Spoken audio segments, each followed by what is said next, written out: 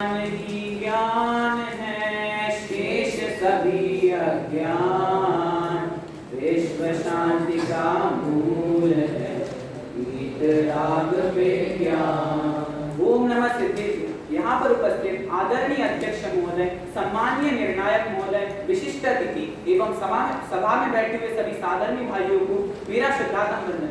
आज की इस प्रवर्तमान ज्ञान गोष्ठी में मेरा प्रतिपाद बिंदु है ज्ञान का अन्यथा स्वरूप। तो मोक्ष मार्ग प्रकाशक ग्रंथ में 7वां अधिकार जैन मिथ्या दृष्टियों का विवेचन, उसमें आचार्य कल्प पंडित टोडरमल जी जैन मिथ्या दृष्टियों के संदर्भ में व्यवहाराभासी मिथ्या दृष्टि के अंतर्गत ज्ञान के अन्यथा रूप का विषय का वर्णन करते हैं।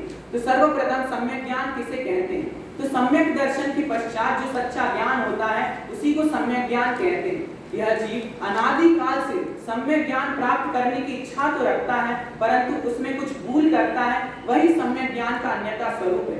सबसे पहले एवं मुख्य भूल यह करता है कि शास्त्र के स्वाध्याय मात्र को सम्यक ज्ञान समझता है, परंतु शास्त्र के स्वाध्याय के पश्चात उसका अनुभव एवं ज्ञान करना बहुत आवश्यक है, यह नहीं करता, इसीलिए सम्यक ज्ञान को प्राप्त नहीं कर पाता।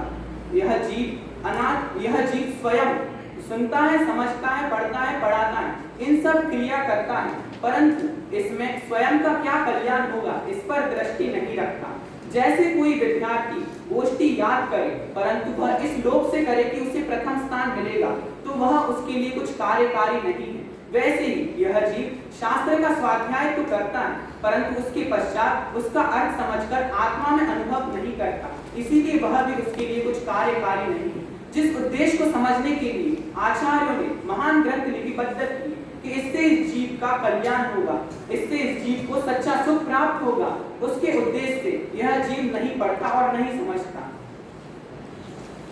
पूज्य गुरुदेव श्री कान्य स्वामी जी बारंबार फरमाते हैं कि मैं परमात्मा हूँ ऐसा नक्की कर, मैं परमात्मा हूँ ऐसा निर्णय कर, मैं परमात्मा हूँ ऐसा अनुभव कर, यही सच्चा आत्मज्ञान है।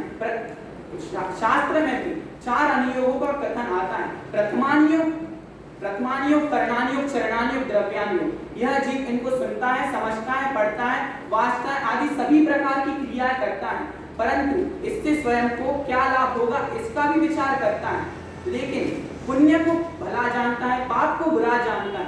यह सब करने से इससे इसका भला होगा यह मानता है, परंतु यह सब करने से इस जीव को नरक आदि गति उत्पन्न नहीं होगी और स्वर्ग आदि गति उत्पन्न होगी, विषय सुख मिलेगा। यह सब क्षण भंगुर है, एक समय के पश्चात यह सब समाप्त होने वाला है। जो हमारे साथ रहने वाला है वह हमारा आत्मा है, इसीलिए हमें सम्यक ज्ञान को प्राप्त करना चाहिए। अगर हमें इस संसार से जन्म मरण आदि दुखों से मुक्त होना है तो सच्चे तत्व ज्ञान को समझना चाहिए। सच्चे तत्व ज्ञान प्राप्त करने के पश्चात उसका अनुभव करना चाहिए। उसके पश्चात हमें पुण्य पाप का फल संसार जानकर शुभ उपयोग से हटकर शुद्ध उपयोग में वृद्धि कर उस सम्यक ज्ञान को प्राप्त करना चाहिए।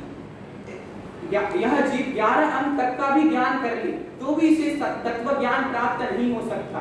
जब समय सार जैसे महान ग्रंथों में भी इसका कथन आता है कि यह जीव मिथ्या दृष्टि जीव 11 अंक तक का भी ज्ञान कर सकता है। इसका अर्थ इस प्रकार है कि हमें अगर कितना भी ज्ञान हो तो भी हमें वह कुछ कार्यकारी नहीं है। जब तक हमें आत्मा की सच्ची समझ नहीं हो तब तक शास्त्र का स्वाध्याय करना कुछ कार्यकारी नहीं।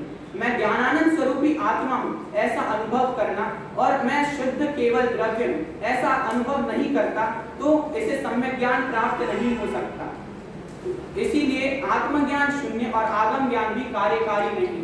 इस पर एक लोक में प्रसिद्ध दोहा भी आता है, पोथी पढ़ जगह मुआ पंडित भया ना कोई, ढाई आकर आत्म का पढ़े से पंडित कोई। इसका अर्थ इस प्रकार है, पंडित अर्थात सम्यक ज्ञान। यह जीव किताब पढ़ने में अर्थात शास्त्र पढ़ने में मरा जा रहा है, परंतु इसने आत्मा का ज्ञान नहीं किया, 2.5 अक्षर आत्मा का नहीं पढ़ा, इसलिए वह पंडित नहीं हुआ। अर्थात सच्चा आत्मज्ञान प्राप्त करना ही सम्यक ज्ञान प्राप्त कर सकता है। अंत में मैं बस इतना ही कहना चाहता हूँ कि हम सभी भी शास्त्र का निरंतर स्वाध्याय करने के पश्चात शास्त्र के जो स्वाध्याय किया है उसका अनुभव कर उस पर एकाग्रता लीनता कर 8 कर्मों का नाश कर सिद्ध पद की प्राप्ति करे। इसी मंगल भावना से मैं मेरे विषय को समाप्त करता हूँ। जय हिंद।